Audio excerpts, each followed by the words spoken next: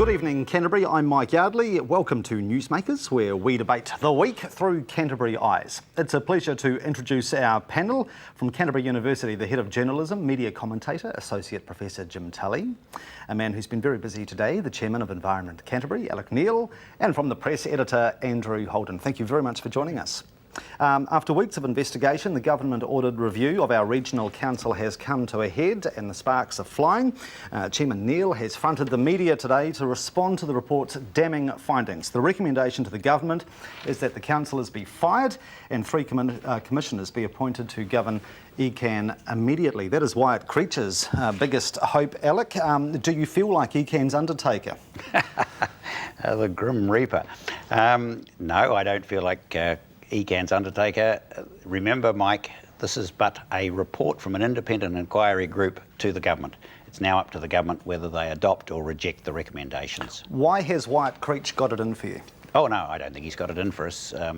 The Prime Minister signalled very clearly in his speech to the nation on the 9th of February that water in Canterbury was a matter of national significance and that they wished to progress with water storage and irrigation issues, and where they met the environmental conditions that they would progress without too many blockages in the way. The current legislation creates some of those blockages. Do you envisage that the recommendation for the establishment of a separate regional water authority is likely to proceed?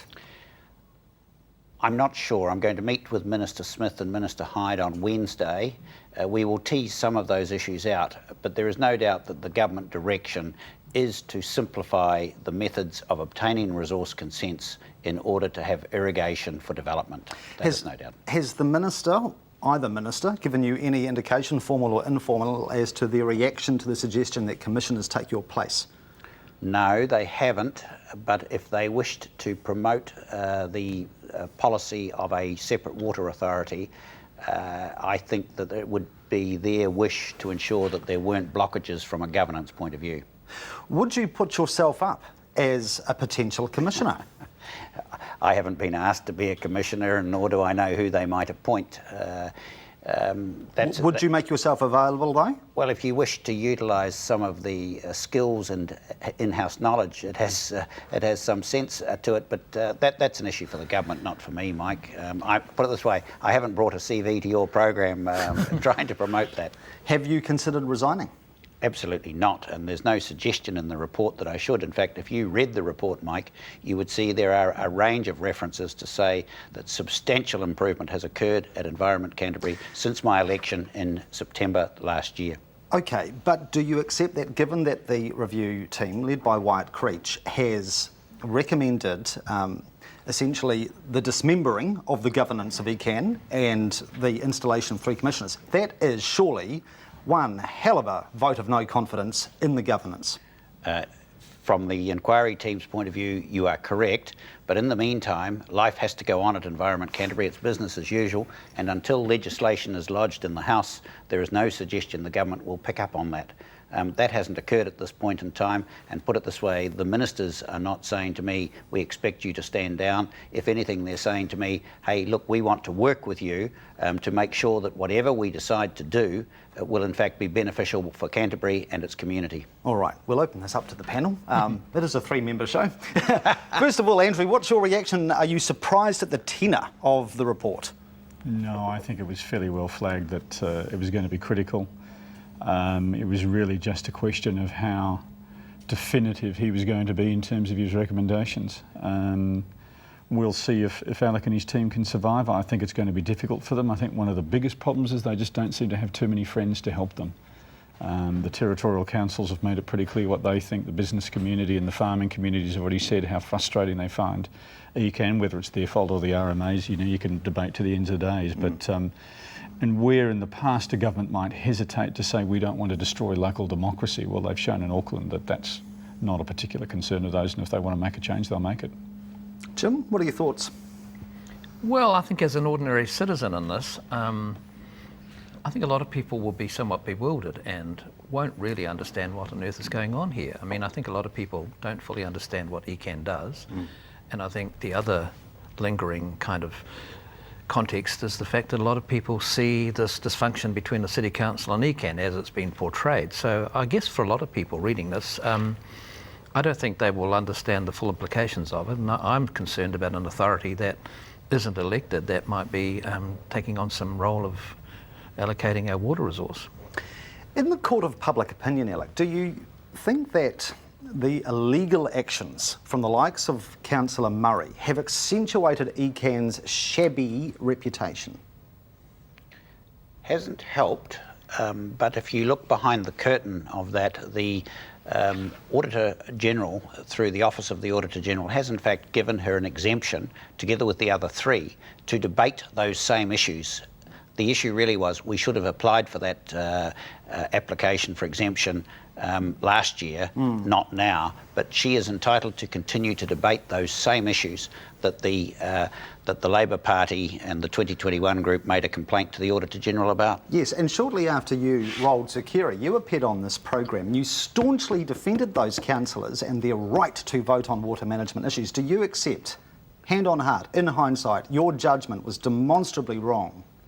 I accept that my judgment was demonstrably wrong. That's what you've asked me to do, and to the solicitor, to your viewers, apologies to you.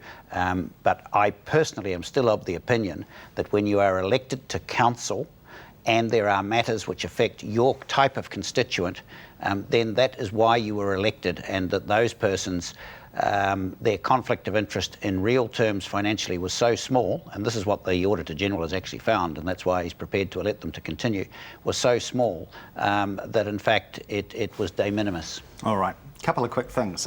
First of all, on the waterfront, and given the movements from the government in recent weeks with the Prime Minister's statement, should environmentalists be concerned as to the changes to water management? I think they should be more concerned with what changes might be made to the Resource Management Act and the opportunities they've got to object and block a case. That would be greater concern, rather than whether it's an ECAN or a new water forum who are taking those particular projects forward. Mm-hmm. Jim, do you think the scales, between the environmental concerns and the economic benefits could be in the process of being re-skewed? Oh, I think so. I think the message is fairly clear. So I think environmentalists will be concerned anyway. I mean, anything that encroaches on the notion of keeping things, protected is going to alarm them. So, yep. If you were a betting man, Alec, will you be standing for the Regional Council in October 2010? I doubt that there will be an election for the Regional Council in 2010, so I won't have to make that call. But if we do exist, then I will be putting my name forward for the Christchurch West constituency for Environment Canterbury. But being a betting man and an Irishman, look, I've polished the camper van, and who knows? If you were a betting man, one last question. Do you think the latest developments may incentivise Jo Cain to upgrade her mayoral aspirations? You may very well think that to be the case, but that is for Jo Cain to indicate that to you on this program. All right, Andrew? I think the most important thing here, apart from what's the report that's come out, is that the government acts quickly, that they don't string this out and have the staff and everybody else waiting for weeks on end. I mean, I think it's, not that I'm any Shakespearean scholar, but I think it's Lady Macbeth who said if it were done, let it be done quickly. And I think that really should be the message for the government, is that if you believe Creature's right, if you want to make these changes, don't keep people hanging around for weeks on end. All right. I don't quote from Lady Macbeth, but from Sylvester Stallone and Rocky VI, it ain't how hard he hits you, son, it's how quickly you get back up. We will take a break. We've got a whole lot of media-related matters which we will let Jim Tully lead the charge on very shortly. Do stay with us.